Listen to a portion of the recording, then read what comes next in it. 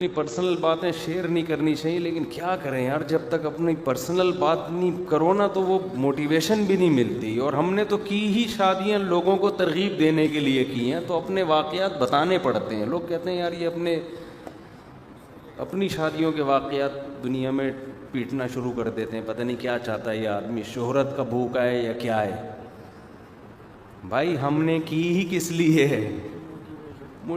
میں جب دوسری شادی کی نا تو کتاب بھی لکھ رہا تھا، میں سے بیٹھا ہوا لکھتا رہتا تھا. اس وقت کمپوزنگ کا اتنا رواج نہیں تھا، 2005 کی بات ہے.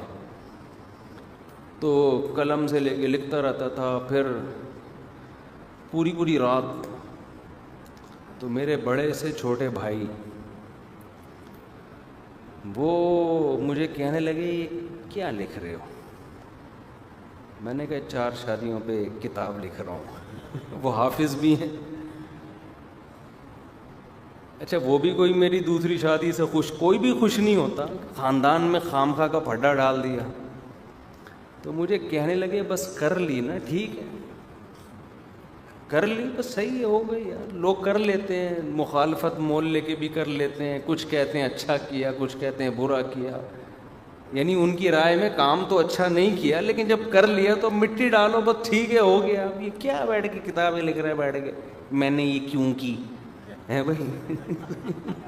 مطلب ان کا یہی تھا، یعنی اتنا فنٹر بننے کی تو تم کو بہت بڑی شخصیت ہو. مطلب اب میں اپنے الفاظ میں ان کا جو اسٹائل تھا نا، اس کے اندر جو اسٹائل بھی ایک خبر ہوتی ہے، اس کے اندر بہت سارے آرڈر چھپے ہوئے تھے. ان کا اسٹائل مجھے بھی یاد ہے. میں بیٹھا ہوا ہوں ٹھیک ہے نا، کہنے لگے کیا کر رہے ہو؟ میں نے کہا بڑے بھائی ہیں مجھ سے، تو میں نے کہا کہ وہ 4 شادیوں پہ کتاب لکھ رہا ہوں کہ یہ کیوں کرنی چاہیے. مجھے کہنے لگے آپ نے کر لی نا، ٹھیک ہے کر لی. بڑے مختصر سے نا ایک ایسا، یعنی انتہائی سنجیدہ لہجے میں بعض دفعہ ایک آدمی بہت وزنی بات کہہ کے نکل جاتا ہے نا، تو اس طرح کا اسٹائل تھا ان کا. میں نے کہا بس کر لی نا، ٹھیک ہے کتابیں لکھنے کی ضرورت نہیں. مطلب اب یہ تھا کہ دنیا کرتی ہے بھائی، کچھ لوگ برا کہتے ہیں، کچھ اچھا کہتے ہیں، بس کر لی، بس ٹھیک ہے اچھا کیا برا کیا ایک بات تھی، ختم ہو گیا. پھڈا ہو رہا ہے، لڑائی ہو رہی ہے. اب اس کو ڈیفائن کرنا کہ میں اتنا اچھا کیوں ہوں کہ میں نے دوسری کی ہے، یہ تو گویا ایک قسم کا تکبر ہو گیا نا، کہ اپنے آپ کو پتہ نہیں کیا فنڈر سمجھ رہا ہے. اس کو ڈیفائن کرنے کی کیا ضرورت ہے؟ قوم کو سمجھانے کی کیا ضرورت ہے کہ کیوں کی اور اس کے کیا فائدے ہیں؟ کر لیا بھائی، دنیا میں بہت سے لوگوں نے کی ہیں، تم نے بھی کر لی. ہاں ٹھیک ہے کچھمبے کا کام کیا، ہمیں بھی حیرانگی ہوئی یہ کیا ہو گیا، یہ ہو کیا گیا. لیکن جب ہو گیا تو کیا ہے؟ یہ تھوڑی کہ امام مہدی آ گئے ہیں، یہ دجال آ گیا ہے، کوئی اتنا بڑا واقعہ تھوڑی ہوا ہے. ہو گئی ٹھیک ہے اب نکلو ختم کرو. یہ بیٹھ کے کتابیں لکھ رہا ہے بیٹھ کے. تو اس وقت لوگ مجھے یہ کہتے تھے، تو میں اس لیے کتاب لکھ رہا تھا کہ واقعی ہم نے تو لوگوں میں اس فلسفے کو پروموٹ کرنے کے لیے کی تھی نا، تو ہمیں تو کتاب لکھنی تھی. تو اس لیے اپنے واقعات مجبوراً بیان اسی لیے کرنے پڑتے ہیں. تو میں نے جب پیغام بھیجا نا، جو میری سیکنڈ وائف تھی ان کے پہلے سے بچے تھے چھوٹے چھوٹے، تو مجھے یہی ہو رہا تھا کہ یار یہ بچے میں کیسے ایکسیپٹ کروں. اپنے بچے پہلے سے موجود ہیں، پھر ان کے بھی بچے، پھر ہم دونوں کے بچے، پھر وہی کیس ہو جائے گا. جو آفس سے فون آیا تھا کسی کا، ایک خاتون کا فون آیا آفس میں اپنے شوہر کے پاس کہ میرے بچوں نے آپ کے بچوں کو مارا، پہلے گھر میں جلدی آئیں بڑا پھڈا ہو رہا ہے. شوہر نے پوچھا کیا ہو رہا ہے؟ پھر میرے بچوں نے آپ کے بچوں کو مارا. پھر آپ کے جو پہلی وائف سے بچے تھے اس نے میرے بچوں کو مارا. پھر آپ کے بچوں نے ہم دونوں کے بچوں کو مارا.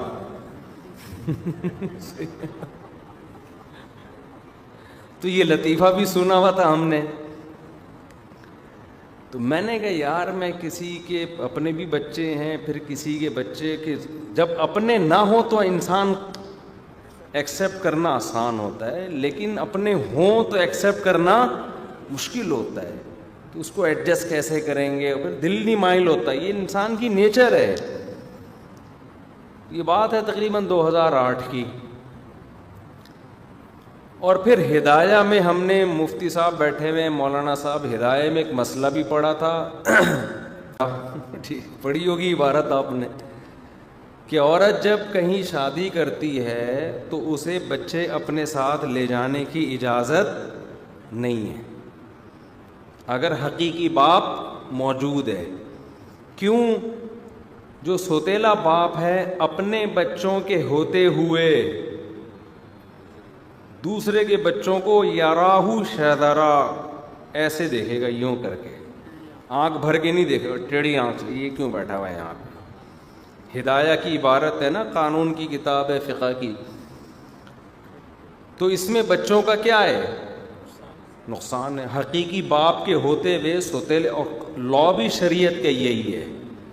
اگرچہ آج کل اس لا پر عدالتیں نہیں عمل کروا رہی ہیں. عدالت تو کہتی ہے کہ کچھ بھی ہو جائے بچہ, وہ تو پھر میں غصے میں آ جاتا ہوں, جذباتی ہو جاتا ہوں, کیونکہ دیکھ رہے ہیں نا لوگوں کے حالات. تو قانون شریعت کا یہی ہے کہ عورت اگر کہیں شوہر کے خاندان سے باہر شادی کر لے, شوہر کے خاندان میں ہی کرے گی, بچے اپنے ساتھ رکھ سکتی ہے, کیونکہ جو نیا ہسبینڈ ہے وہ ان بچوں کا ریلیٹیو ہوگا تو وہ محبت دے دے گا. لیکن بالکل اجنبی جگہ جا رہی ہے تو بچے اپنے ساتھ نہیں لے جا سکتی, کیونکہ سوتیلا باپ اپنے اور ان کے بچوں میں کیا کرے گا, فرق کر سکتا ہے. تو یہ عبارت بھی ہمارے سامنے تھی کہ یار ہم ایسا نہ یوں کر کے دیکھ رہے ہوں. تو لیکن یہ تو لا ہے نا, قانون ہے, یہ ترغیب تو نہیں ہے. اب اوریجنل باپ اگر رکھ ہی نہ رہا ہو تو پھر کیا کرے عورت, پھر تو سوتیلے نہیں سنبھالنا ہے نا. تو میں نے پھر کیا کیا, میں نے ایک جامعہ میں ہمارے ایک استاذ تھے, ان کو اپنی یہ مجبوری بتائی کہ یار میں ایک جگہ شادی کرنا چاہ رہا ہوں لیکن بچے جہیز میں مل رہے ہیں,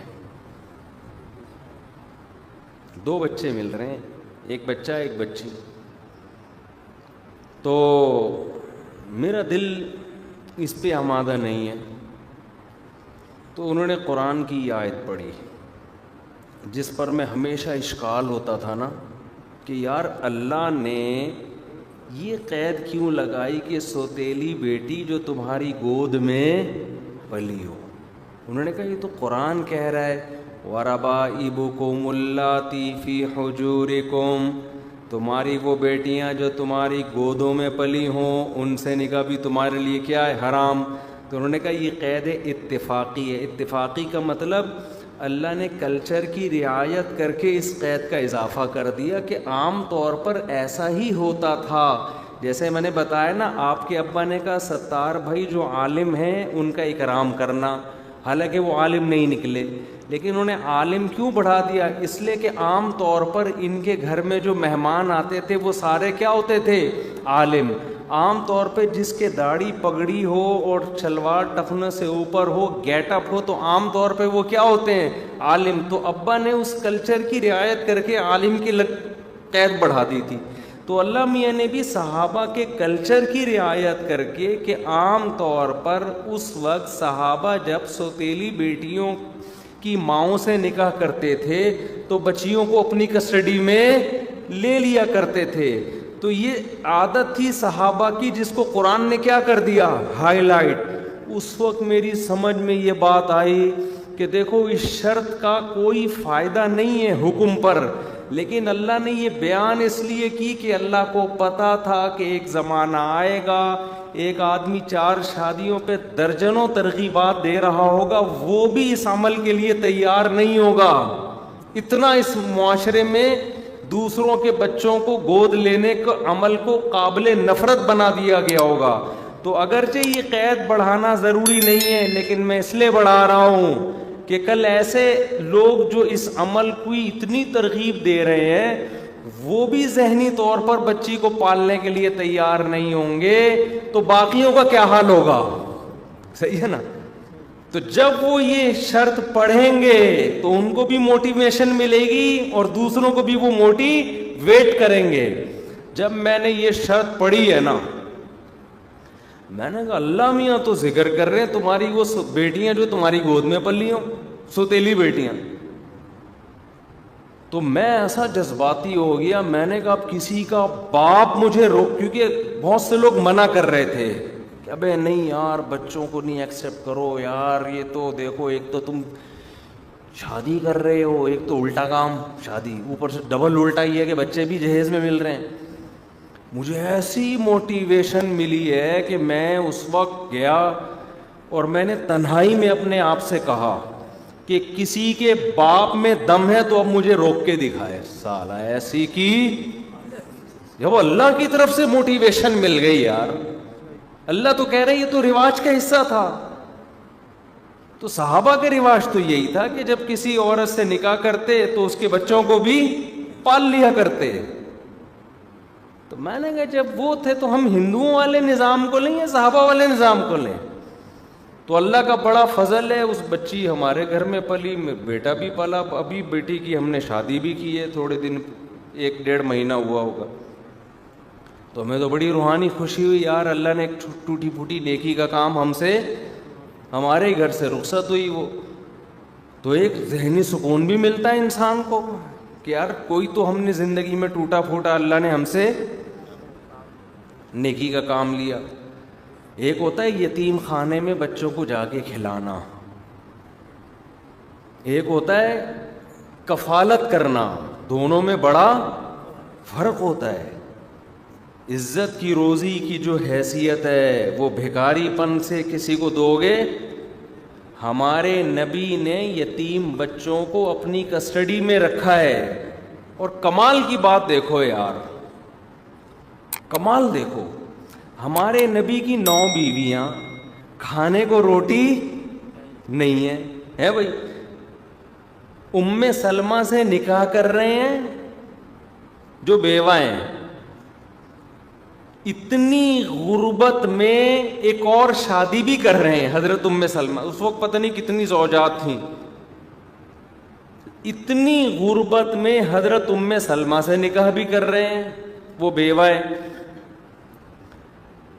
اور ان کے 2 بچے بھی ہیں.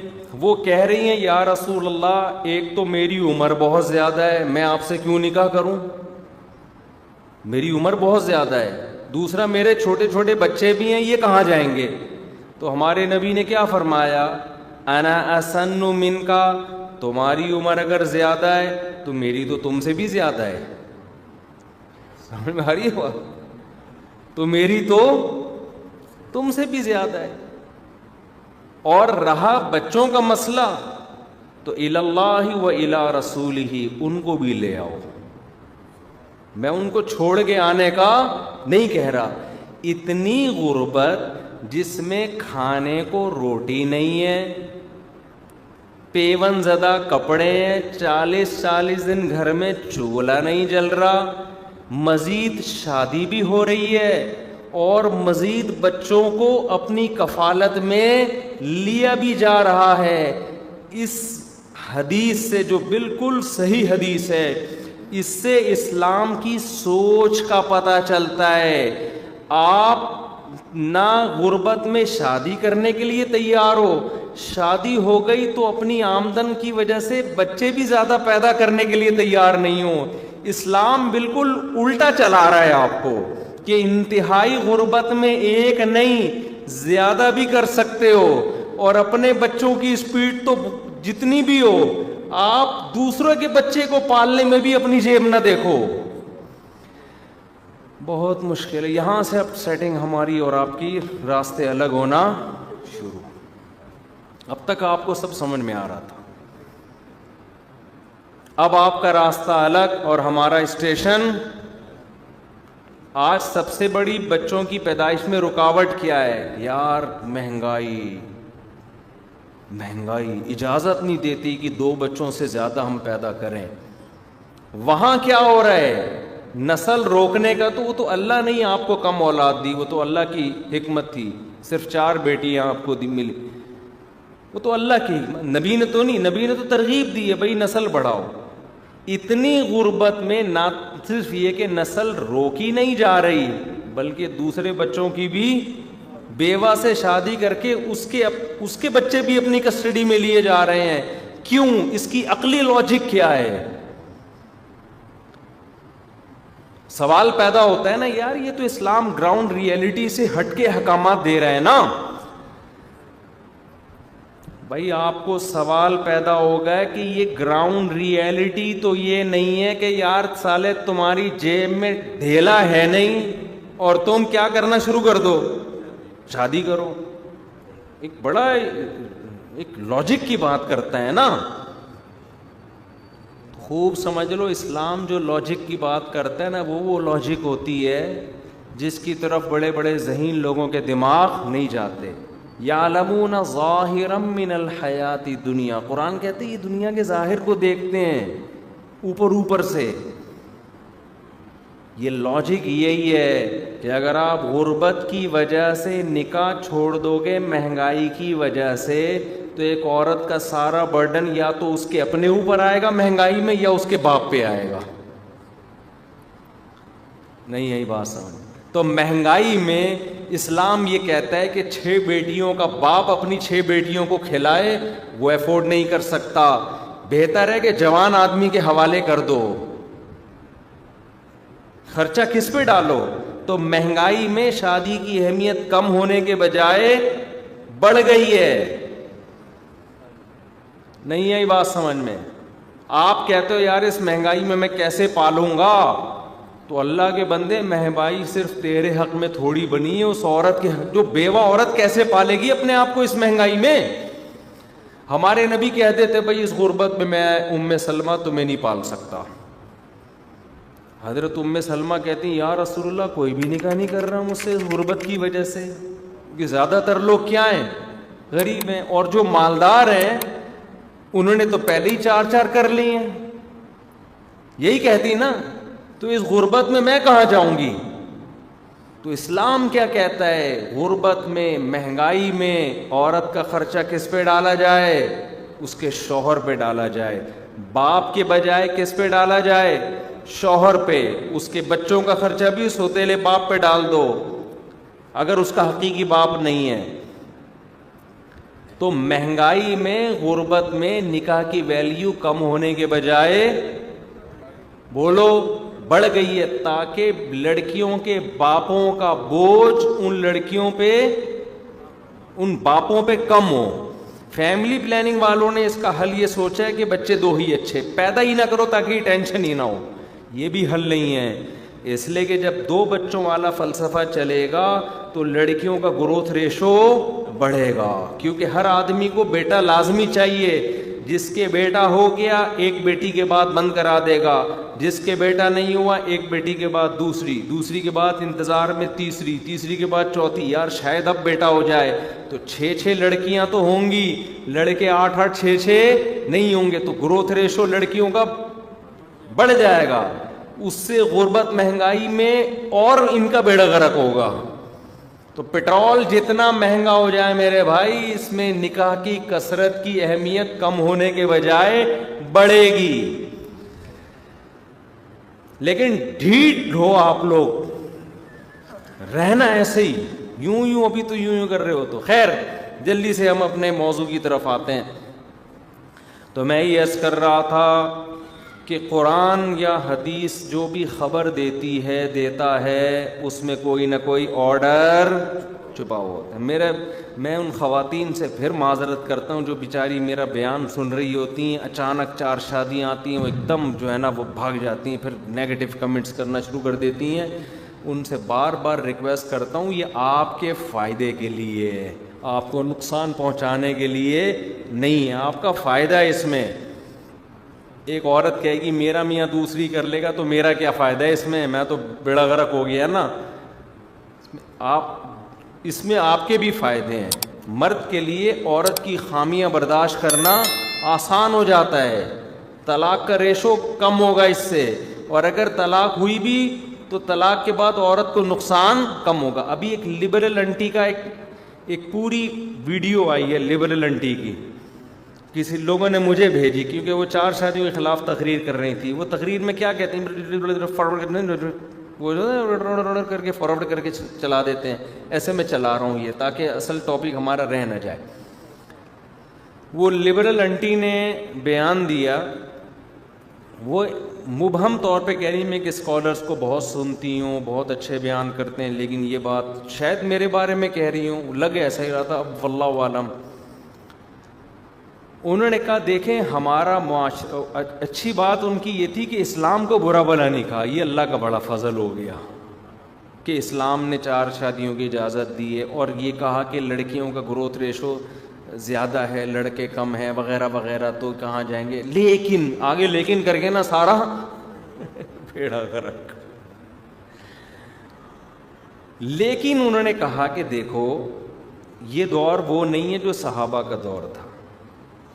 انہوں نے کہا ہمارے ہاں عورت کو طلاق ہوتی ہے تو وہ تو بیچاری برباد ہو جاتی ہے, تو یہ نہیں دیکھ رہی کہ برباد کیوں ہوتی ہے, اس لیے تو ہو رہی ہے کہ 2-3 شادیوں کا رواج نہیں ہے, ورنہ طلاق ہو تو ڈیمانڈ بڑھی ہوئی ہو. جیسے ہی ڈیورس ہوئی ہے 10 بندے لائن میں کھڑے ہوئے ہوں گے کہ ہم نے کوئی کہہ رہا ہوگا میں نے پہلی کرنی ہے, کوئی کہہ رہا میں نے دوسری کرنی ہے, کوئی کہہ رہا میں نے تیسری کرنی ہے. تو طلاق کے بعد جو عورت کا بیڑا غرق ہو رہا ہے نا, وہ اسی وجہ سے ہو رہا ہے کہ مردوں کو زیادہ کی اجازت نہیں ہے. اچھا, ان خاتون نے بھی کہا مردوں میں آج کل صلاحیت نہیں ہے, ایک بیوی پالی نہیں جا رہی, 2-4 کہاں سے پالیں گے. کچھ لوگوں میں تو ہے نا, سارے تھوڑی ایسے ہو گئے, تو وہ کچھ لوگ کر لیں باقی نہ کریں. اب ہمیں کیسے پتہ چلے گا یہ چند لوگ صلاحیت والے ہیں, باقی سارے کیا ہیں, ان میں صلاحیت والے کون ہیں اور بغیر صلاحیت والے کون ہیں, یہ سوال پیدا ہوتا ہے کہ ہمیں پتہ کیسے چلے گا. تو ہمیں پتہ چلانے کی ضرورت نہیں ہے, جب آپ کسی لڑکی کی طرف نکاح کا پیغام بھیجیں گے وہ خود پتہ چلائے گی کہ یہ اس قابل بھی ہے یا نہیں ہے. نہیں یہی بات سمجھ لو. جیسے آپ پہلی شادی کے لیے جب پیغام بھیجتے ہیں تو باصلاحیت ہوتے ہیں تو رشتہ ملتا ہے, نہیں ہوتے تو روڈے ناپتے رہتے ہیں. تو یہ باصلاحیت کیا لیبارٹری ٹیسٹ ہوتا ہے آپ کا, یا گورنمنٹ یا نیب والے بتاتے ہیں؟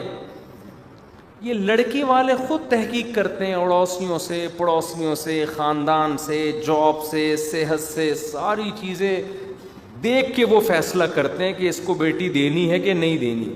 یہی وجہ ہے کہ جو نااہل ناکارہ ہیں وہ چاہتے 4 ہیں, ہوتی ان کی ایک بھی نہیں ہے. تو جو بہت زیادہ اہل ہوں گے 4 انہی کی ہوں گی, کیونکہ دوسری پہ جب دیں گے نا تو لڑکی والوں کا معیار اور زیادہ بڑھ چکا ہوگا. کہیں گے یار ایک تو دوسری پہ دے رہے ہیں تو تمہارے اندر تو سرخاب کے پر لگے ہوئے ہوں گے تو دیں گے, ورنہ نہیں دیں گے. تیسری پہ ان کا معیار, اور چوتھی پہ تو شاید ہی کسی کو ملے. وہ کہیں گے بھائی تو کیا ہے 3 رکھ کے گھوم رہا ہے, دماغ خراب ہے. بہت زیادہ آپ کے اندر کوئی قابلیت ہوئی, کوئی بہت مالی لحاظ سے, دینی لحاظ سے, یا کوئی شرافت کے لحاظ سے کوئی بہت ہی قابلیت, یا کوئی اتنے حسین ہوئے کہ لڑکیاں لٹو ہو رہی ہیں آپ پر. جب تک کوئی الگ سے قابلیت نہیں ہوگی آپ کو تیسری یا چوتھی پہ ملے گی نہیں. تو یہ جتنے لبرل لوگ ہیں نا, یہ 4 شادیوں کو ایسے پیش کرتے ہیں جیسے آپ اٹھیں اور دھڑ دھڑ دھڑ کرنا شروع کر دیں اور عورتوں کا بیڑا غرق ہونا شروع ہو جائے.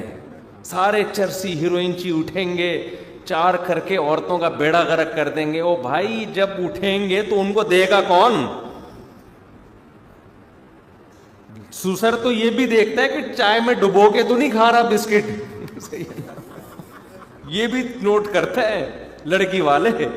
اس کی ڈریسنگ کیسی ہے, بیٹھنے کا طریقہ کیسا ہے. ہمارے ایک جاننے والوں کے ہاں لڑکے کا رشتہ آیا یورپ میں, وہ لڑکا چڈی پہن کے آ گیا سوسر کے سامنے. وہ کہیں فٹ بال کھیل رہا تھا. اب یورپ میں تو یہ براڈ مائنڈیڈ نا, وہاں تو وہ لڑکے کا خیال تھا فوراً ہاں ہو جائے گی. بھائی کچھ لبرل فیملیاں ہوتی ہیں, ان کو لبرل لڑکیاں چاہیے ہوتی ہیں, اور لبرل لڑکیوں کو کون چاہیے ہوتا ہے؟ لبرل ٹائپ کے. تو وہ لڑکا نا جاگنگ کر رہا تھا یا فٹ بال کر رہا تھا, اس کو پتہ چلا لڑکی والے آئے ہیں, اس نے کہا لبرل قسم کے ہوں گے, میں جتنا کم پہن کے جاؤں گا وہ اس سے بہت زیادہ متاثر ہوں گے. بعض لوگ نا خامخواہ کی شوبازی میں آ جاتے ہیں. ہمارے ایک دوست تھے, اگر زندہ ہیں تو اللہ ان کی عمر برکت دے, انتقال ہو گیا تو اللہ مغفرت فرمائے. وہ پتہ نہیں 10 سال سے کہاں غائب ہیں, شارٹ ہی ہو گئے مارکیٹ سے, مل نہیں رہے کہیں. تو ان کی بھی یہی مسئلہ تھا, بیچاروں کی شادی نہیں ہوتی تھی. وہ کیا ہوتا تھا, وہ نا احساس کمتری میں چلے گئے تھے, بہت زیادہ رشتے ریجیکٹ ہوئے. تو احساس کمتری کی وجہ سے پھر ان میں یہ ہو گیا کہ جب کوئی رشتہ آتا نا تو وہ اوور ایکٹنگ شروع کر دیتے تھے. انسان بیچارہ نفس اس میں آ جاتا ہے, ڈپریشن میں نروس ہو جاتا ہے, تو وہ نا اوور ایکٹنگ شروع کر دیتے ہیں. تو میں نے بھی کوشش کی ان کی میں کرا دوں, کہیں جامع کلات مارکیٹ میں پتہ چلا جی کوئی خاتون ہے, عالمہ ہیں, 35 سال کی ہیں. یہ ذرا کم عمر تھے, 30 سال کے تھے یا 25 سال کے ہوں گے. خیر ہم چلے گئے تو ان کو اندازہ ہوا کہ لڑکی کے ابا ہیں بہت دیندار, لڑکی والے بھی بہت کیا ہیں, دیندار ہیں. اب اوور ایکٹنگ شروع ہو گئی ان کی. تو وہاں کیا کہہ رہے ہیں, میں بھی بیٹھا ہوا ہوں, وہاں کہہ رہے ہیں کہ بس آپ رشتہ کر دیں انشاءاللہ. دیکھیں میں پولیو کے قطرے تو بچوں کو بالکل نہیں پلاتا. اس زمانے میں بڑا ٹرینڈ چل رہا تھا یہ پولیو کے قطرے یہودیوں کی اور اولاد کے جرثومے ختم. یہ دینداری کا معیار تھا کہ جو پولیو کے قطرے نہیں پلاتا اس کا اللہ پہ توکل ہے, جو پلاتا ہے وہ یہودیوں کا بہت زیادہ, اب تو کافی حد تک کم ہو گیا, یہ پہلے بہت تھا. اب مجھے میں نے کہا پہ کیا باتیں کر رہا ہے یار, پولیو کے قطرے پہلے تیری بات طے ہوگی, پھر تیری شادی ہوگی, پھر بچے پیدا ہوں گے, اس کے بھی 2-4 مہینے بعد والے پولیو کے قطرے والے آتے ہیں, فوراً ان کو بھی نہیں پتہ چلتا. تو غیبت اس لیے نہیں ہے کسی کو کیا پتا, وہ بھی بیچارے پتہ نہیں کہاں چلے گئے. خیر ہم نے ان کی موجودگی میں بھی ان کا بہت مذاق اڑایا تھا. اب وہ لڑکی کے ابا سے میں بیٹھا ہوں, کہہ رہے ہیں میں پولیو تو بالکل نہیں مانتا. اس طرح کی نا اوور ایکٹنگ. مجھے پتا تھا بھائی یہ نہیں ہونے کی, وہ ظاہر ہے انہوں نے انکار کر دیا. ان کے ابا بھی تھے, چاچا ماما سارے بیٹھے ہوئے تھے. خیر آ گئے تو میں نے اس کو سنائی نا, میں نے کہا یار یہ پولیو کے قطرے تو نے پلانے نہیں, یہ کیا ہے. اب میں اس کو جب سمجھا رہا ہوں تو بجائے اس کے کہ وہ کہے کہ آئندہ احتیاط کروں گا, الٹا مجھ پہ غصہ ہو رہا ہے کہ تمہیں تو آپ کو تو میری ہر بات پہ اعتراض ہے, بولنے بھی نہیں دیتے. الٹا غصہ ہونے لگا مجھ پہ, بے تکلف دوست تھا. خیر پھر ایک دن کیا ہوا, ہم نے پھر ایک رشتے کا انتظام کیا. اب وہ کہیں اسٹیٹ ایجنسی میں بھی بیٹھا کرتے تھے, اپنا آفس نہیں تھا, کسی کے آفس میں بیٹھتے تھے. ہم نے لڑکی والوں کو بھیج دیا, لڑکی والے گئے جی, ان کے وہ بیچاری وہ بھی کوئی ایجڈ خاتون تھیں, وہ لڑکی والے گئے, پھر آئے کہنے یار مفتی صاحب آپ نے کہاں بھیج دیا. میں نے کہا کیا ہوا. کہتے ہیں ہم لوگ گئے ہیں, وہ نا میز پہ ٹانگ رکھ کے بیٹھے ہوئے تھے ہمارے سامنے, اور سگریٹ پہ سگریٹ پیے جا رہے ہیں اسٹائل. اللہ بچائے بھائی, کوئی ڈر بھی لگتا ہے, کسی کا مذاق نہیں اڑانا چاہیے, لیکن یہ انسان کا ساتھ ہوتا ہے جب مسلسل ریجیکٹ ہو رہا. حالانکہ اچھے بھلے آدمی تھے, لیکن پتہ نہیں قسمت, تو وہ نروس ہو جاتا ہے نا انسان. تو یہ ہو گئی تھی ان کی حالت. اچھا بھلا آدمی تھا, لیکن اپنے اسٹائلوں کی وجہ سے مار کھا جاتے تھے وہ. تو میز پہ ٹانگ رکھ کے بیٹھے پر سگریٹ پہ سگریٹ. تو داڑھی واڑی بھی تھی ماشاءاللہ. اب داڑھی پہ تو سگریٹ ویسے ہی یا تو تم اتنے لبرل بن جاؤ کہ پینٹ پہن کے بیٹھو یار یہاں پہ. تو وہ لڑکی وہی ہوا کہ انہوں نے کہا یار ہم نے جب ان